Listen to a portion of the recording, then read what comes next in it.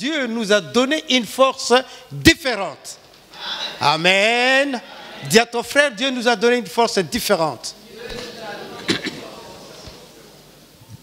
C'est ça ce qui sera le titre de notre message aujourd'hui. La puissance. Jésus-Christ a dit, il vaut mieux que je m'en aille afin que le Père vous envoie le Saint-Esprit.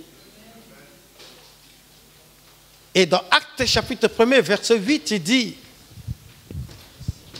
vous recevrez le Saint-Esprit survenant en vous. Vous recevrez une puissance. Nous parlons de la puissance qui est différente des armes atomiques qu'on peut posséder ou des armes que les hommes peuvent posséder. Mais nous parlons de la puissance que Dieu nous a donnée. Avec cette puissance, nous allons faire des choses que le monde ne peut pas faire. Alléluia.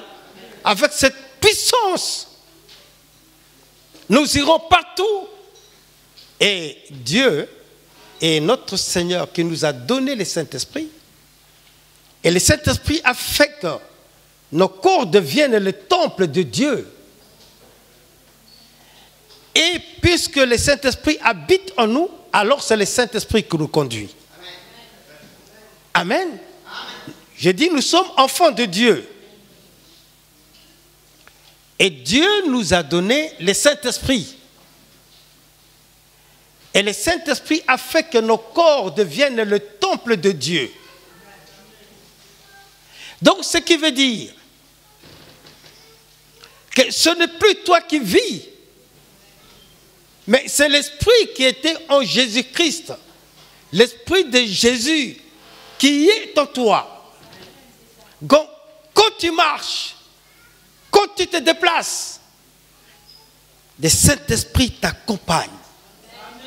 Voilà pourquoi où tu iras, Dieu te donne cette possibilité de manifester cette puissance que le monde ne connaît pas, que le monde ne peut recevoir, que Dieu l'accorde qu'à ses enfants, puisque Dieu est d'abord le Dieu des croyants. Alléluia. Il a créé tous les hommes. Mais il dit à ceux qui l'ont reçu, à ceux qui croient en elle, elle leur a donné le pouvoir de devenir enfants de Dieu. C'est qu'il y a une grâce spéciale que Dieu donne à ceux qui croient en Jésus-Christ. Alléluia. Alors nous allons lire Actes chapitre 1er. Jésus leur dit, mais vous recevrez une puissance. Le Saint-Esprit survenant sur vous, et vous serez mes témoins à Jérusalem, dans toute la Judée, dans la Samarie, jusqu'aux extrémités de la terre. Amen. On vient de nous parler comment est-ce que l'Église est persécutée. Comment est-ce que les chrétiens sont persécutés. Frères et sœurs, si nous ne nous levons pas pour aller donner le message évangélique à ces pays-là, alors les dirigeants de ces pays continueront toujours à persécuter les chrétiens.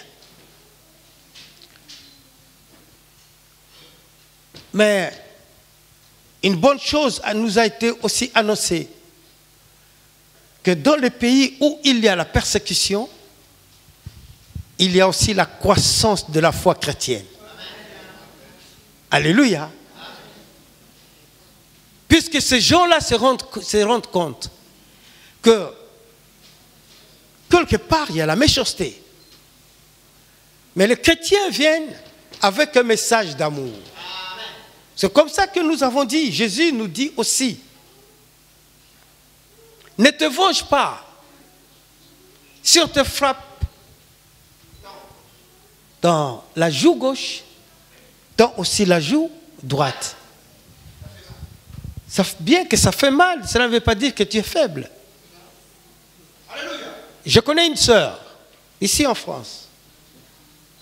Son mari alors, Il était quelqu'un qui la connaît. Cette sœur a écouté l'évangile. Elle a accepté Jésus-Christ.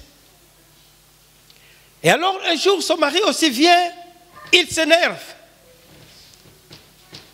Tu joues avec qui? Pan. Ça ne fait rien. Mais au nom de Jésus, frappe encore ici. Alléluia. On l'a tapé à la joue droite. Et elle a pleuré. Ça ne fait rien. Tape encore ici à la joue gauche. Au nom de Jésus. Et le mari était là. Oh. Mais pourquoi tu dis Jésus?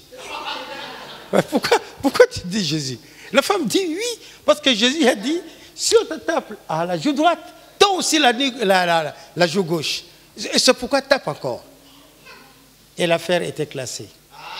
Alléluia. Alléluia. Donc voilà, frères et sœurs. Jésus nous a dit d'être ses témoins. Jésus nous a dit que nous aurons une puissance différente des autres. Pour que nous soyons ses témoins.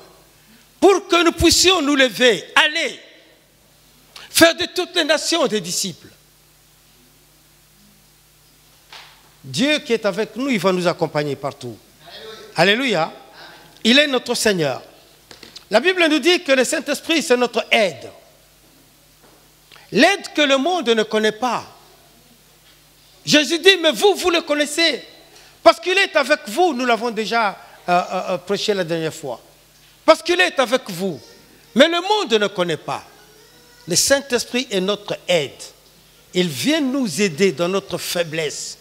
Afin que nous ayons des forces. Il nous donne des forces. La force pour servir Dieu avec conviction. La force pour proclamer la parole de Dieu partout où tu seras.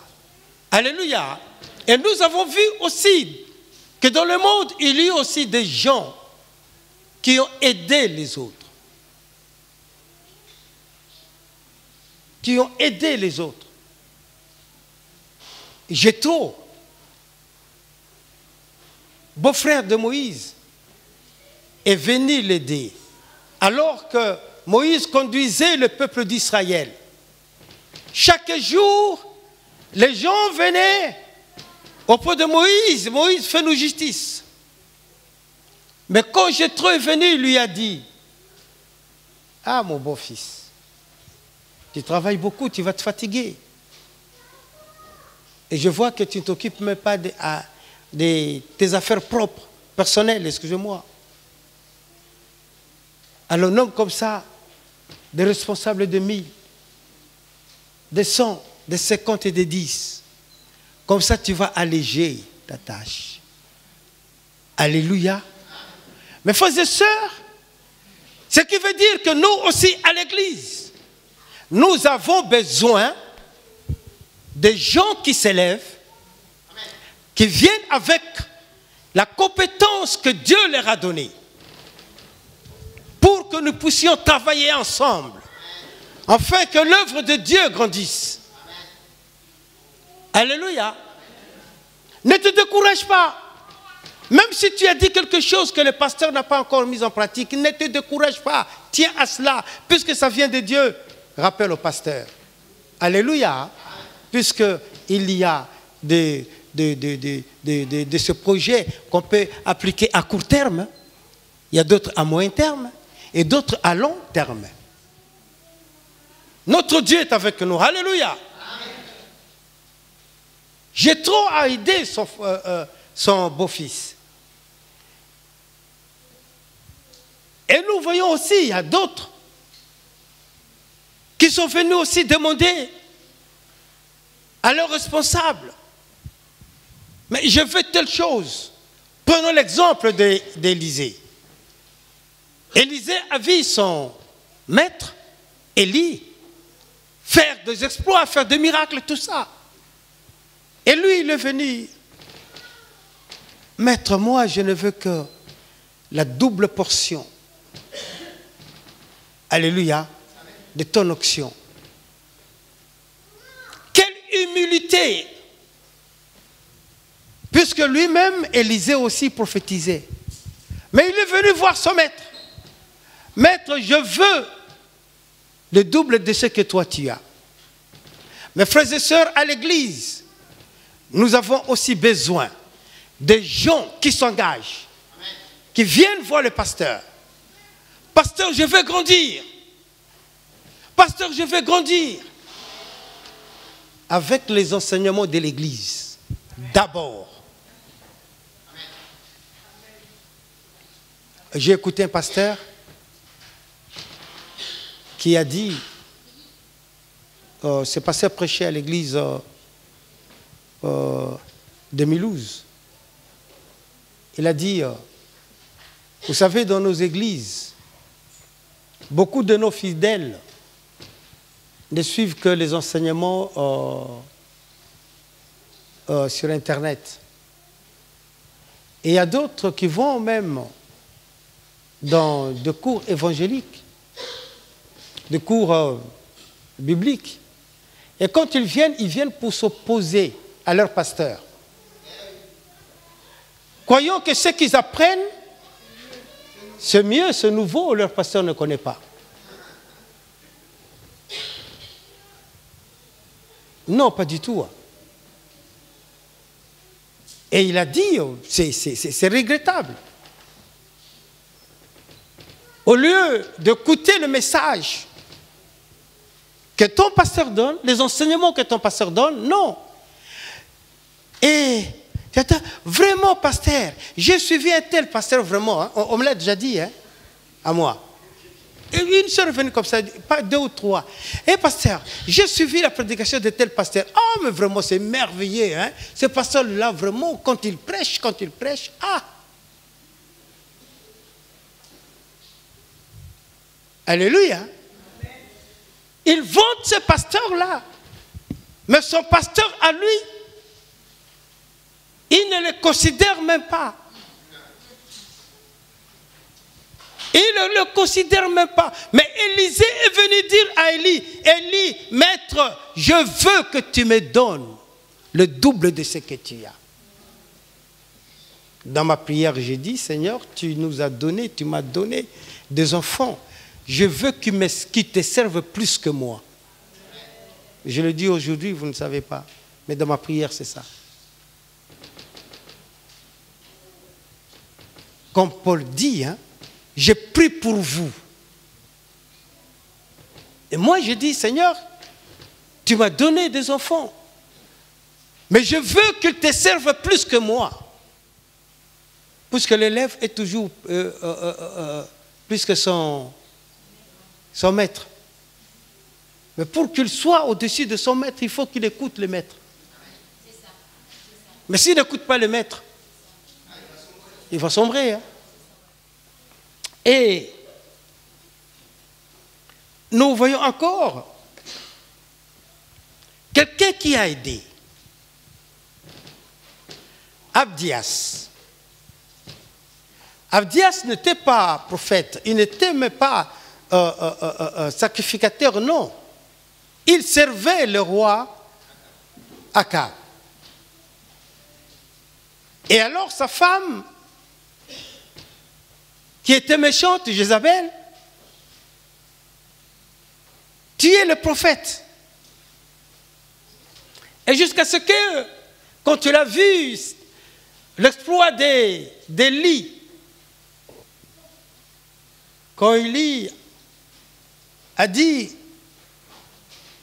que le Dieu qui répondra à nos prières, c'est celui-là qui deviendra le Dieu d'Israël. Alors Akab est allé prendre les 400 prophètes d'Astarté et les 400 prophètes de Baal, 850 prophètes, il a dit, nous allons monter alors à la montagne de Carmel, on va attendre Élie. Élie est arrivé. Frères et sœurs, écoutez bien, celui qui a l'assurance que Jésus est avec lui, Alléluia, ne tremble jamais. Amen. Alléluia. Il ne faut pas trembler de problème devant, faut pas trembler devant le problème. Parce que tu es enfant de Dieu, nous l'avons chanté ici. Alléluia. Élie était calme. Alors il a dit au prophète de Baal et d'Astarté, vous priez. Ils ont commencé à prier. Invoquez votre Dieu qui descend, vraiment, qui fasse descendre le feu. Ils ont prié. Il a commencé à dire, non, cela peut se faire que votre Dieu est parti en voyage. Et cela peut se faire qu'il dort. Réveillez-le.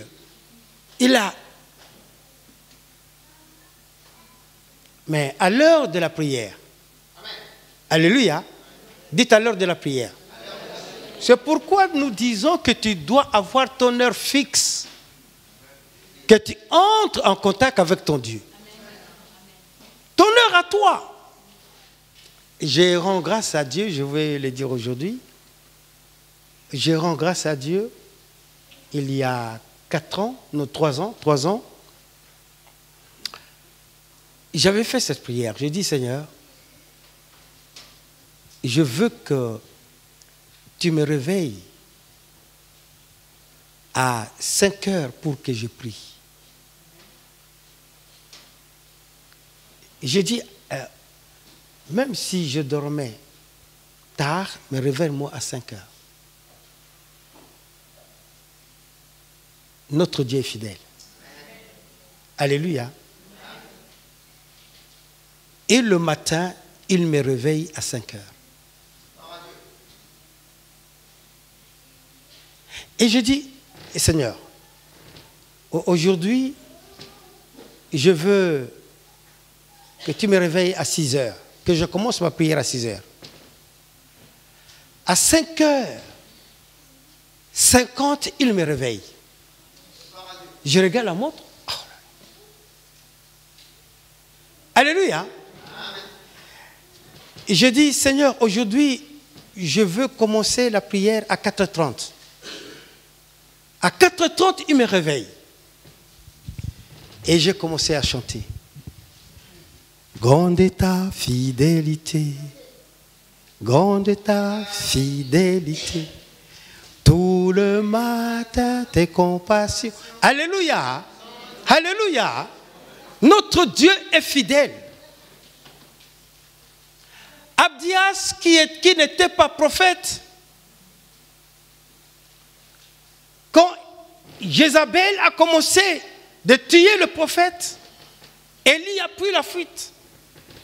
Et alors Abdias, qui craignait Dieu, il a dit, je vais prendre soin des hommes de Dieu.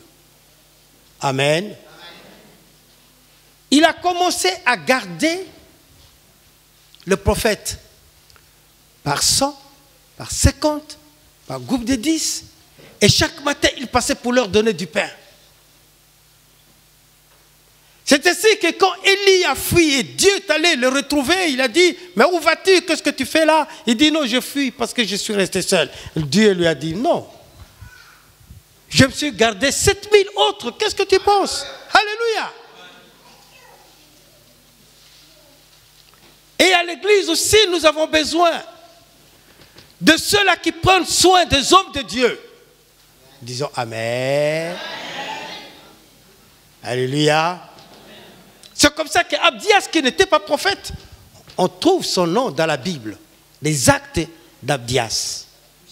La puissance différente. Alléluia. Nous parlons de la puissance différente. Donc tu fais des choses différemment. Tu fais des choses que les autres ne peuvent même pas imaginer. Alléluia. Notre Dieu est avec nous. Il nous a choisis, il nous a appelés, il nous a établis pour que nous les servions, pour que nous soyons ses témoins. C'est ainsi qu'on parle de David. David, qui était berger, les derniers de sa famille, les derniers garçons de sa famille. Il s'occupait des troupeaux de son père. Alors Dieu a vu que Saoul ne marchait pas comme il faut. Il a dit à Samuel, va, oindre. Je viens roi selon moi, selon mon cœur, dans la maison d'Isaïe. Va, tu vas oindre son fils. Alors, Samuel est arrivé, nous connaissons cette histoire. Il a dit, Isaïe, appelle-moi tes enfants, je suis venu pour le oindre. Et il a commencé à appeler le né, son premier-né, et son premier garçon, fils. Et Samuel regarde, il dit, non, ce n'est pas lui. Le deuxième, ce n'est pas lui. Le troisième, non, non, non, non plus. Il dit, mais c'est fini. Il dit, mais il n'y a personne d'autre. Il dit, oh, mais oui, il n'y a que ce jeune homme-là, lui, il s'occupe que de brebis. Il est toujours à la montagne. Lui, vraiment, il n'est pas avec nous ici. Il est toujours là-bas. Il dit, oui, envoie quelqu'un pour l'appeler. On est allé l'appeler. Et quand il venait, et Dieu a dit, voici celui. Amen. En analysant, en voyant la vie de David, quand Samuel l'a oint, la Bible nous dit que l'Esprit de Dieu a commencé ses œuvres en lui. La vie de David avait changé. Il n'était plus comme auparavant. Mes frères et sœurs, je veux dire encore ceci, que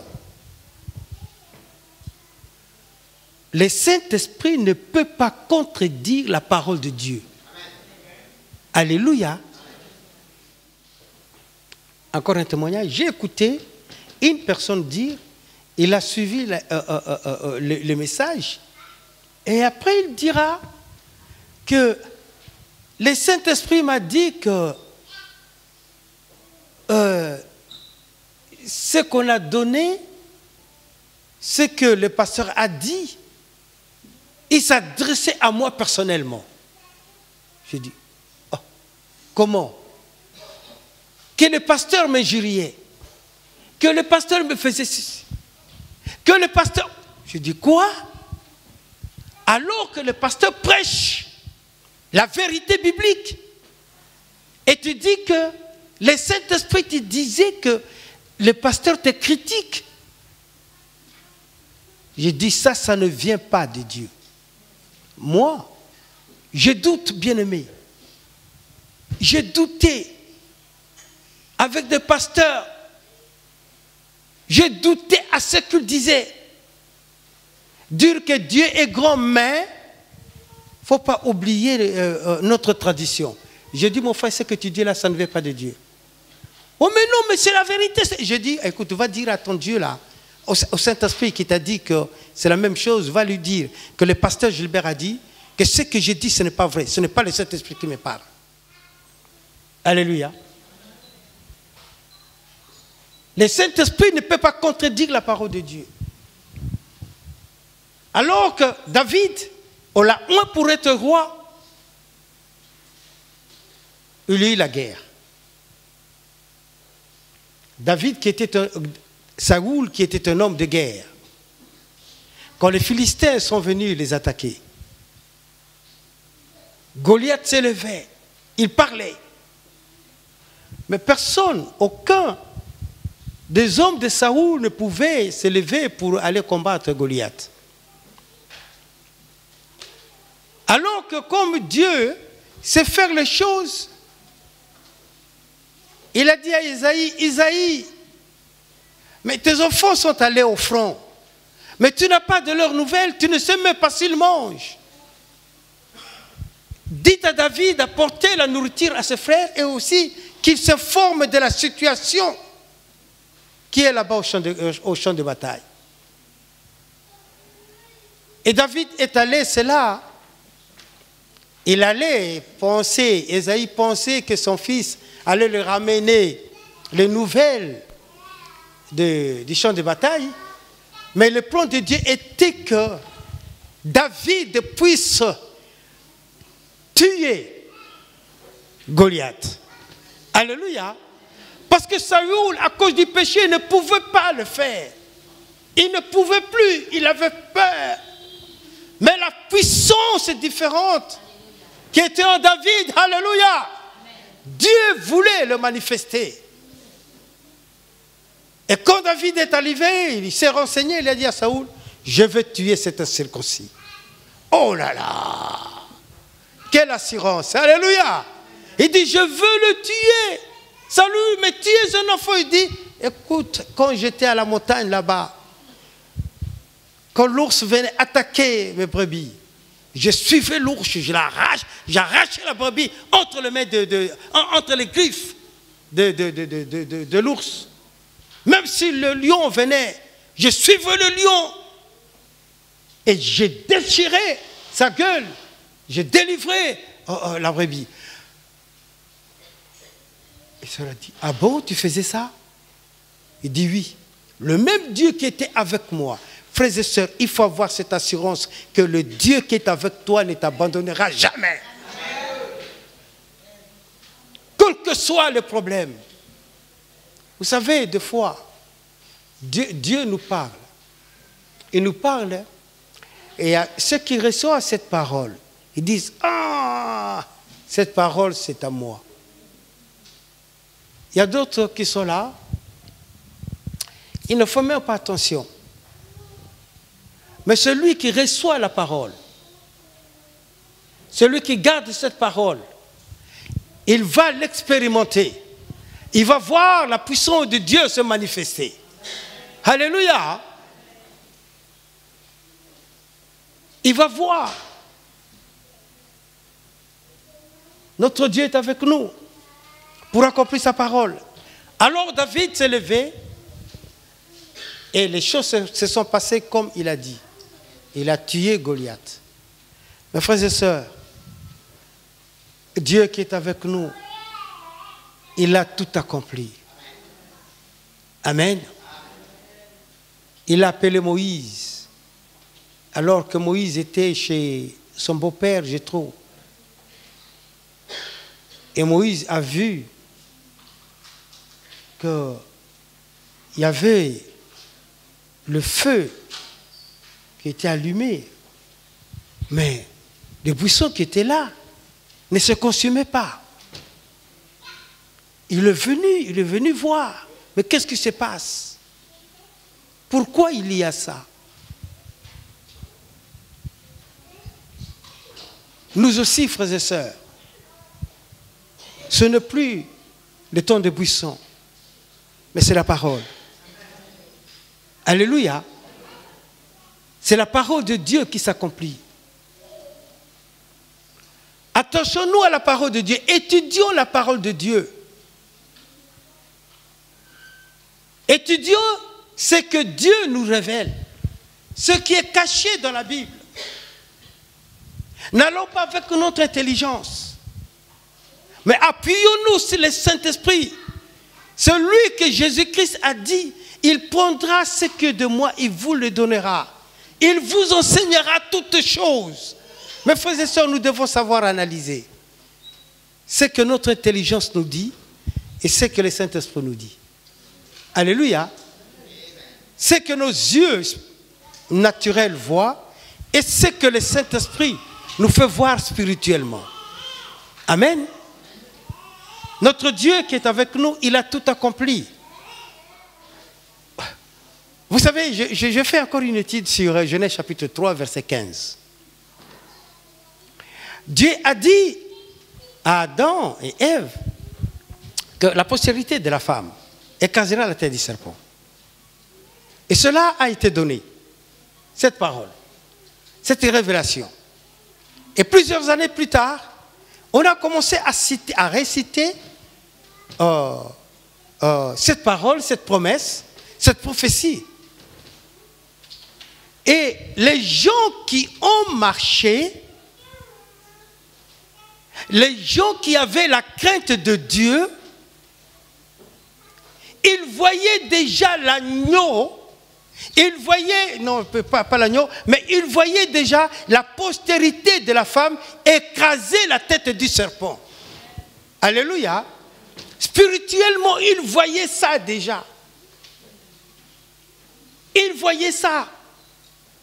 Ceux qui ont lu ce texte, ceux qui ont écouté, oui, Dieu avait dit que la postérité de la femme. Ils ont saisi cela comme alliance. Ils ont saisi cela comme la promesse de Dieu. Ils ont saisi cela, ils ont gardé. Et ces gens-là, ce sont eux qui ont accompagné Jésus-Christ quand Jésus-Christ était venu. Alléluia. Quand Jésus-Christ parlait, ils savaient que celui-là, c'est celui, la postérité de la femme. Celui qui va écraser la tête du serpent. Alléluia. Et nous aussi, quand Dieu nous dit que nous allons conquérir le terrain, croyons, mes frères et sœurs, il ne faut pas attendre seulement quand tu vas voir. Non, mais crois que tu as déjà conquis le terrain. Crois que tu as déjà conquis. Que Dieu a déjà compris sa parole dans ta vie. Alléluia. Alléluia. Voilà, frères et sœurs, pourquoi nous devons croire à notre Seigneur. Tu as une puissance différente des autres. Moïse avait cette puissance-là. Pharaon croyait à ce magicien. Pharaon croyait à ce que ces magiciens faisaient. Mais il ne savait pas que la puissance qu'avait Moïse, elle était différente. Moïse est venu, il dit, l'Éternel m'a dit que tu laisses passer, que tu laisses partir son peuple pour qu'ils aillent le servir après 3 jours de marche, qu'ils aillent l'adorer. Et Pharaon s'est moqué de lui. Il a dit, montre-moi un signe. Et Moïse a pris son bâton, il l'a mis par terre, et c'était devenu un serpent. Et Pharaon a rigolé. Il a dit, appelez-moi un tel, appelez-moi un tel. Nous étudierons ce texte la prochaine fois. Et ils sont venus. Et aussi, ils ont déposé leur canne. C'était devenu aussi des serpents. Et Pharaon était là en train de rire. Et les gens rigolaient. Mais la puissance différente. Les serpents de Moïse a commencé à avaler un à un. Alléluia. Il a commencé à avaler un à un. La puissance différente. Vous l'avez, frères et sœurs. Nous l'avons. Il nous suffit seulement de croire. Dieu va agir. La Bible nous dit que les disciples parlaient et Jésus-Christ s'est confirmé sa parole. Ah, acclamons le Seigneur notre Dieu. Il est le roi des rois. Il est le Seigneur des seigneurs. Il est le Dieu tout-puissant. Ni ne semblable à notre Seigneur. Il est le Dieu, le créateur de toutes les choses, visibles et invisibles. Il est le Dieu qui dit un mot et la chose accomplie. Alléluia. Alléluia. Alléluia. On nous a dit encore quelque chose. On nous a dit ceci, que les scientifiques ont fait des recherches et ils ont vu qu'il y a de milliers d'étoiles ou de milliards d'étoiles. Mais la Bible nous dit que Dieu connaît chaque étoile par son nom. Waouh! Alléluia! Il connaît chaque étoile. Sa constellation, il connaît là où l'étoile est, même les noms. Mais qui est comme notre Dieu? Et il a dit ceci, on a dit ceci encore. Ici, nous avons sur Terre, on a compté au moins 6 millions ou 8 milliards. Hein? 6 milliards ou 8 milliards d'individus. Et la Bible nous dit qu'aucun cheveu de ta tête ne peut tomber sans que Dieu le sache. Alléluia. Alors compte le nombre de tes cheveux. Tu ne peux pas. Mais on est 8 milliards. Il y a alors combien de brins de cheveux sur elle? Mais Dieu connaît tout ça. Avant qu'un cheveu de ta tête tombe, Dieu le sait. Il connaît tout. Comment ne pourra-t-il pas répondre à ta prière? Parce que tu es son enfant. Voilà pourquoi nous disons,